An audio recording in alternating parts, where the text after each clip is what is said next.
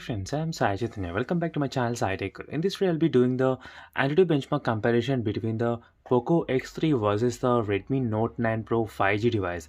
As you can see, friends, this is a Redmi Note 9 Pro 5G device which has been recently launched from the Redmi. So which has the Snapdragon 750G processor and the POCO X3 has a Snapdragon 732G processor. So these two processors are the first of its kind to be releasing in the from the POCO series and here from the Redmi series as well. And in this video, let's compare the antutu benchmark between the both of the smartphones. So let's see, friends, which phone has a better antutu benchmark score as well. So we'll get to know how much the performance will it be difference between the both of the smartphones. So in case if you want to know more details about this Redmi Note 9 Pro 5G device, make sure to subscribe and also follow me every day, because every day I'll try to do so many videos. In the upcoming days, I'm planning to do the battery draining test as well while playing PUBG game between two phones. So make sure to subscribe and check the links in description for what wallpapers I'm using for this kind of punch hole mobile phones as well. In case if you want to download, you can check the links for this live wallpaper as well.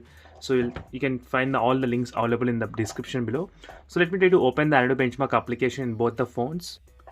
As you can see, friends, this is the latest antutu benchmark test which has been done in both the smartphones. You can see the antutu benchmark score as well, 2,72,000 versus the 3,42,000 on this Redmi Note 9 Pro 5G device. So which is really good for this kind of 750G processor. So definitely it did outperform so many I think almost so many mid-range segment mobile phones in this kind of antutu benchmark score. So the only thing is that how good it is on the real life day-to-day usage as well. So that I'll be checking on upcoming days. So by testing the high-end games as well, more than 10 GB 5 GB size. So make sure to follow me regularly.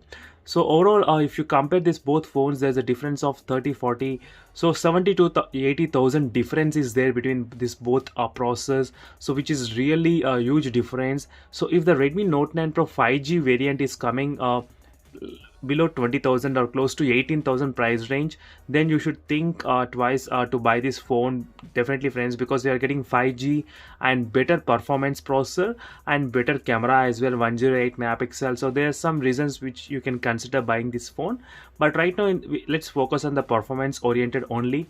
And both phones, since they're having the 120Hz refresh rate, it's very good advantage for the both of the smartphones. You can see the CPU as well, both are having the huge difference. I think 12,000 difference is there in the CPU. So 1 lakh versus I think 20,000 difference is there. So 20,000 there, and GPU is kind of same in both the phones. So there is nothing much difference in the GPU. You can see clearly it's kind of 77,000 in both the smartphones. So only the CPU there's a difference of 20,000 here itself.